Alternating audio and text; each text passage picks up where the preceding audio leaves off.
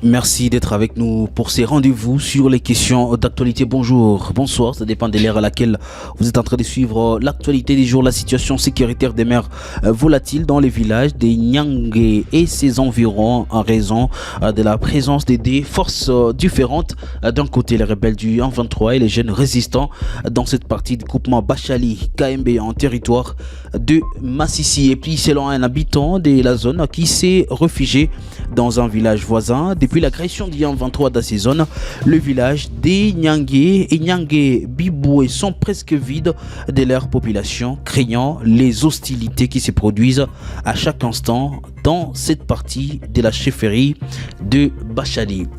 Et puis la situation économique en province du Nord Kivu continue de se détériorer alors que la guerre sévit dans la région. L'association de dépositaires et vendeurs de vivres à DVV au Nord Kivu a lancé un cri d'alarme menaçant de fermer ses dépôts en raison de la multiplicité des taxes et des tracasseries administratives qui entravent la distribution des nourritures à Goma. L'Assemblée nationale de la République démocratique du Congo a officiellement investi les nouveaux gouvernements dirigés par Judith Suminwa à Tuluka après une session plénière marathon. Le programme ambitieux pour 2024-2028 a été adopté. Et d'ailleurs, dans l'actualité du jour, je serai avec un invité en direct de l'actualité du jour. Bonjour, surtout bienvenue Moïse Hangui. Bonjour à vous, bonjour à tout le monde. C'est vraiment un grand plaisir pour nous d'être conviés à cette table de la démocratie. Nous sommes bel et bien Moïse Hangui, tel que vous l'avez très bien dit. Et puis l'actualité du jour va donc se clôturer par une page noire blanche. Tounassi, épouse du célèbre pasteur Marcelo Tounassi, est décédé ce mercredi 12 juin 2024. Cette nouvelle plonge le monde chrétien en République démocratique du Congo en deuil. Messieurs, dames, vous êtes nouveaux sur Kivu Morning Post. N'oubliez pas surtout de vous abonner.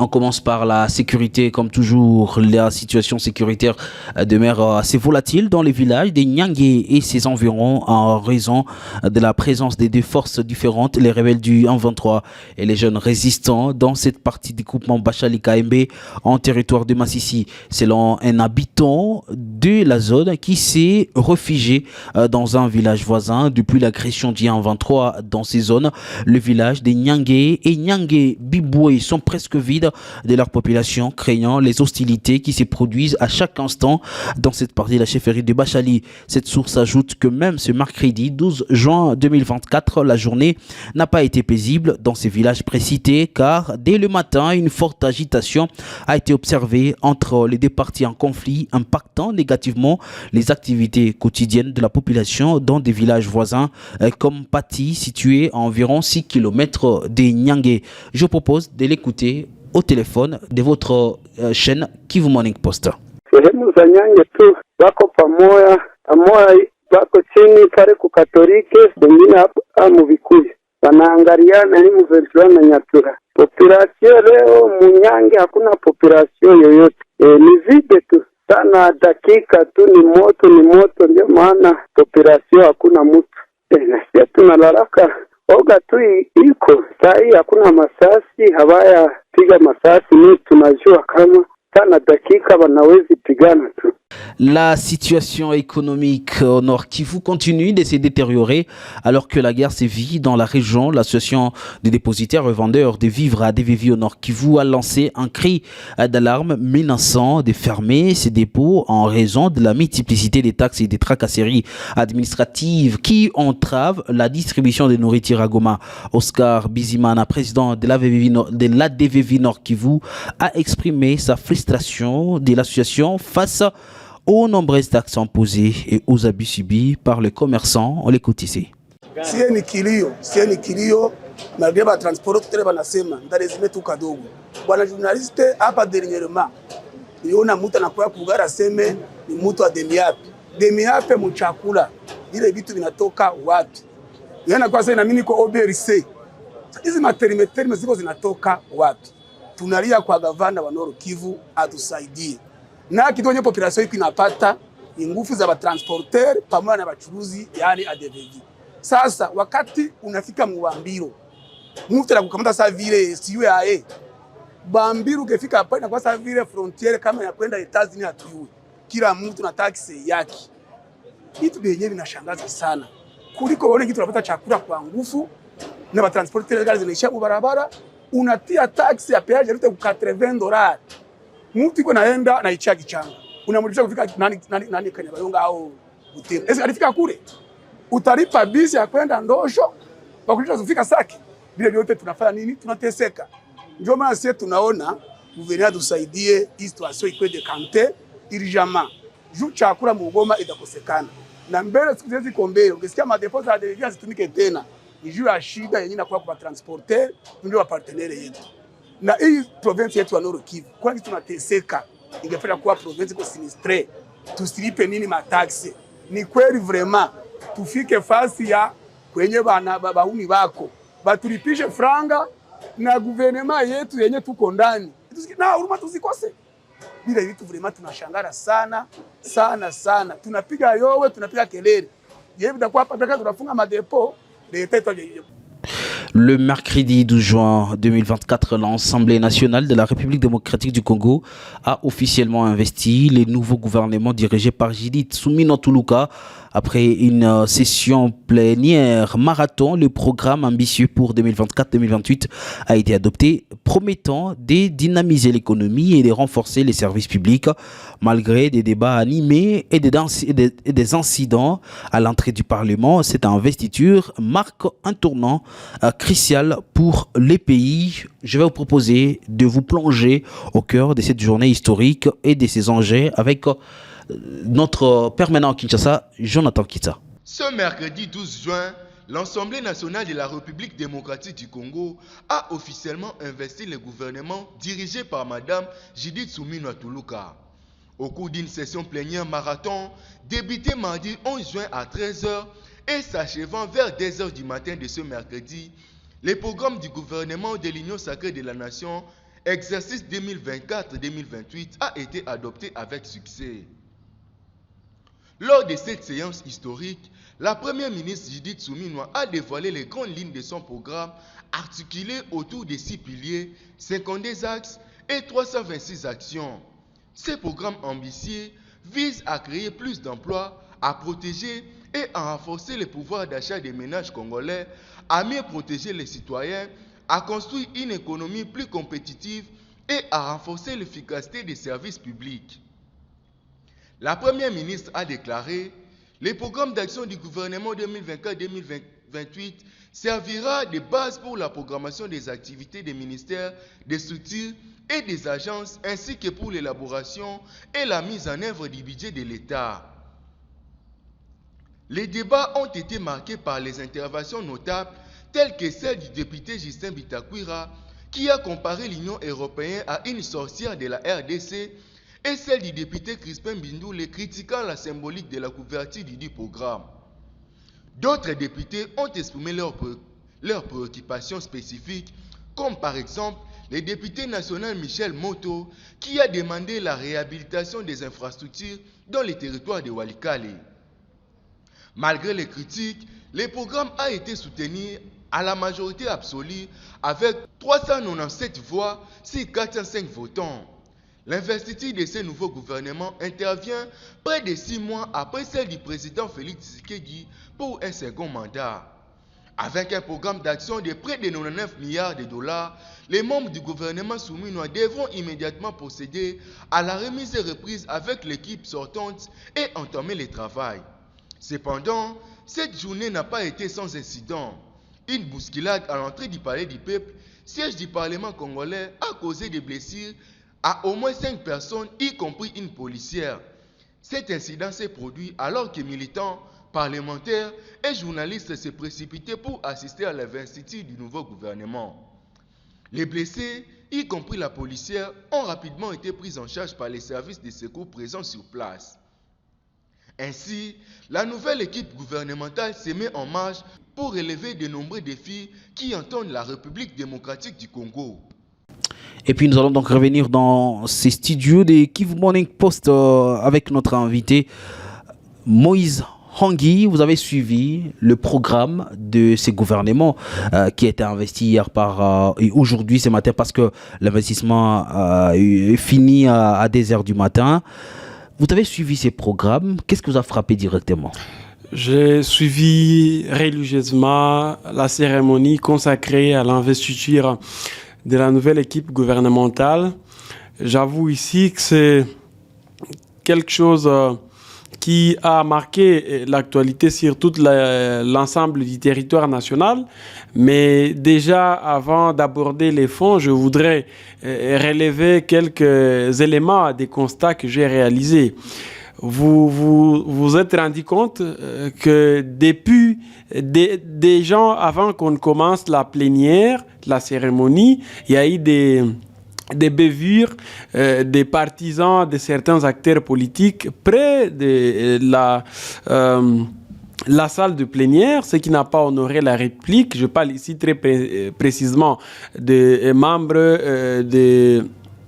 qui sont issus de la famille politique du vice-président de l'Assemblée nationale, Christophe Mbosso, qui se sont mécomportés. C'est quand même quelque chose qu'il faut déplorer. Une autre chose aussi, sur le plat de la forme, même au niveau de la salle, de la salle où s'est passée la cérémonie, les mêmes combattants de son parti, ils ont fait trop de bruit, mettant à mal la quiétude de toute la plénière. C'est quelque chose que nous sommes en train, en tout cas, de condamner et ça n'honore pas la République. Déjà, des bruits qui circulaient avant l'investiture du gouvernement, un montant de $30 000 qui a été donné aux députés pour valider ce programme.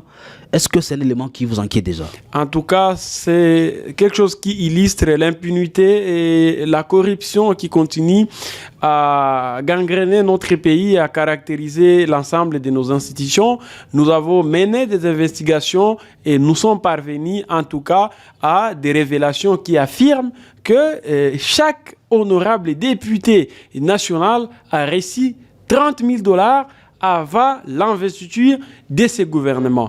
Bien évidemment, vous vous rappelez qu'il y a eu déjà qui était en train de les désapprouver. Déjà, la composition même du gouvernement cause problème parce que on semble n'avoir respecté aucun critère de manière objective pour effectivement accorder les portefeuilles de l'État aux uns et aux autres, avec tout ce que vous avez vu comme mutation et des nominations aussi que je dirais en cascade.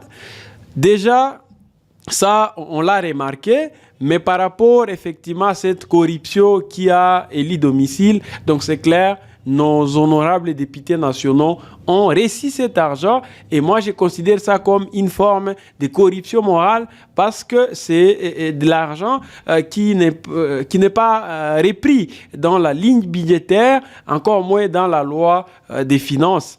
On ne peut pas comprendre que nos députés qui sont effectivement très bien payés, leurs émoluments sont pris en charge par le trésor public, qu'on leur donne encore des $30 000 pour faire quoi? Cet argent aurait servi dans autre chose par rapport à la guerre qui se passe ici ou même à relever les sociales du peuple congolais. En tout cas, je mets à défi quiconque pense avoir une contre-information. Je suis en tout cas à votre disposition pour effectivement le fournir ces éléments. Je suis aussi disposé à les fournir même à l'organe de la loi. Un programme présenté devant les élus nationaux, qu'est-ce qui vous a déjà tiqué au début? Comment vous appréciez ce gouvernement, c'est plutôt le programme de ces nouveaux gouvernements? D'abord, c'est un gouvernement éléphantesque, contrairement aux multiples promesses faites par le président de la République au cours... Parlons du programme. Effectivement, on va en parler, mais la forme impacte sur les fonds. C'est comme ça que les juristes disent. J'aime bien qu'on aborde les fonds, mais je voudrais d'abord vous montrer que ça ne va pas même sur le plat de la forme. Le président de la République, lors de la campagne électorale, ici à Goma même, il a promis la question relative à la réduction sensible du train de vie des institutions. Ce qui n'est pas le cas. Nous sommes sortis de 57 en 54 ministres. On aurait voulu qu'on aille jusqu'à 30, 35, comme ça, ça pourrait permettre de ne pas faire saigner les trésors publics, ce qui n'est pas le cas. Une autre chose qu'on a remarqué, c'est que des gens qui sont venus de nulle part se retrouvent au sein de ces gouvernements. Et ça, c'est quand même, c'est né qu'au Congo où on peut observer ce genre de phénomène. Un monsieur qui vient de nulle part, mais qui est nommé ministre, c'est dit jamais vu en fait. Ça, c'est d'abord sur le plat de la forme. Sur le plan sur le plan fond, parce que il faut également éclairer l'opinion. Est-ce que le gouvernement va nous permettre d'avoir un plus sur les changements des Congolais, de la vie des Congolais aujourd'hui? Nous sommes sceptiques parce que ce n'est pas le premier. Nous avons suivi la première ministre qui a repris les 6 axes prioritaires qui sont contenus dans son programme d'action. C'est quand même théoriquement des choses qu'on peut apprécier et qu'on peut féliciter. Mais est-ce que ça ne sera pas comme ça a été le cas avec le gouvernement Sama Lukonde? Elle a parlé de la pacification de l'Est du pays et de l'instauration de l'autorité de l'État, mais c'est devenu juste des récitations. Nous sommes en train d'être massacrés à Beni, à Rutshuru, à Masisi et consorts. Quelque chose aussi que j'ai remarqué, ils n'ont consacré pas même 1 minute de silence en mémoire de nos compatriotes massacrés sauvagement à Beni, à Massao. C'est quand même grave. Si on peut organiser tout un grand événement de cette ampleur et qu'on fasse semblant de ces massacres qui ont été effectivement enregistrés à Beni. Ça, je n'ai pas aimé. J'aurais bien voulu qu'on consacre même 1 minute de silence ou qu'on en parle suffisamment. Qu'est-ce qu'il faut dire par rapport au fond? D'abord, ils nous ont donné l'impression comme si c'est en fait un programme d'action du gouvernement qui va autour de 92,6 milliards de dollars pour les quinquennats, donc 2024-2028. Ben c'est bien beau de parler des chiffres, mais sur le terrain, qu'est-ce qu'on remarque? Le gouvernement passé a fait presque la même chose. C'était des chiffres qu'ils étaient en train de nous vanter, 12 milliards, mais on n'a pas été à mesure de mobiliser même 4 milliards sur le terrain. Vous vous imaginez? C'est donc jusque-là des chapelets de bonnes intentions qu'ils essaient un peu de nous présenter, mais qui ne doivent pas effectivement nous emballer. Nous sommes vraiment réalistes. Ils ont parlé de plusieurs questions. Les infrastructures routières, est-ce que nous en avons au Congo? Est-ce que depuis que les acteurs politiques essaient un peu de revenir sur cette question, on a vu sur le terrain quelque chose de visible? Rien. Les recettes, les routes des dessertes agricoles, on n'en a pas au Congo. Nous n'avons presque rien. On va finir avec vous, Moïse Angui. À quel pourcentage vous donnez, quel pourcentage des chances vous donnez à ces gouvernements pour la réalisation de tout ce qui a été dit? En tout cas, nous sommes sceptiques. D'abord parce que nous avons des expériences qui sont pas les bonnes. Nous avons remarqué d'abord que même la classe politique, la plateforme Union Sacrée de la Nation, qui a la majorité parlementaire, est divisée. Déjà sont tellement frustrés. Vous l'avez même remarqué pendant la plénière consacrée à l'investiture. Est-ce qu'on peut espérer quelque chose avec déjà comme ça? Je ne pense pas. Mais on essaie un peu de leur accorder les bénéfices du doute. Voyons voir s'ils vont réaliser quelque chose. Nous serons là encore avec vous pour évaluer effectivement ces programmes d'action présentés par Madame Judith Souminois Tuluka, mais je vais dire ici que nous avons besoin des actions concrètes. Nous n'avons pas besoin de discours, nous n'avons pas besoin de trop de littérature parce que nous sommes experts dans ça, mais on a plutôt besoin que la paix soit rétablie à l'est du pays. Nous avons besoin que le M23 soit bouté hors d'état de nuire du territoire national parce qu'aujourd'hui, nous sommes confrontés à une crise qui n'a pas encore dit son dernier mot. Une partie du territoire national est sous le contrôle de l'ennemi. À Beni, nos compatriotes continuent d'être massacrés. Le président de la République n'a pris aucune mesure à l'adolescence de donner le sourire aux compatriotes de Beni et ça nous équerre. Donc l'axe le plus prioritaire parmi les 6 pour le Nord Kivussien, c'est en tout cas la pacification, c'est le retour de la paix, c'est effectivement le rétablissement de l'autorité de l'État dans cette partie est de la République. Merci Moïse Angui. Merci à vous, merci aussi à tous nos téléspectateurs. C'est plutôt à nous de vous remercier. C'est quand même aussi pas facile d'aborder un sujet aussi comme celui-là d'un peu d'état. Voilà la raison pour laquelle nous avons essayé un peu de donner quelque chose de manière sommaire par rapport à ces programmes d'action du gouvernement souminois. Heureusement, vous avez été à la hauteur. On va finir avec cette page noire dans l'actualité du jour. Blanche Tounassi, épouse du célèbre pasteur Marcelo Tounassi, est décédée mercredi 12 juin 2024. Cette nouvelle plonge le monde chrétien en République démocratique du Congo en deuil. Plusieurs sources ont confirmé que Blanche Tounassi est décédée en Turquie des suites d'un arrêt cardiaque. La nouvelle a suscité une onde de choc au sein de la communauté chrétienne où le couple Tounassi est largement respecté et suivi. Pasteur Marcelo Tounassi est connu pour ses sermons passionnés et son engagement envers la foi chrétienne, ayant fondé l'église Compassion qui compte de nombreux fidèles à travers le pays. Et selon des sources proches de la famille, Blanche Tounassi s'est trouvée en Turquie pour des raisons encore non spécifiées au moment de son décès. Ça sera tout pour l'actualité du jour. Messieurs, dames, merci à vous de l'avoir suivi.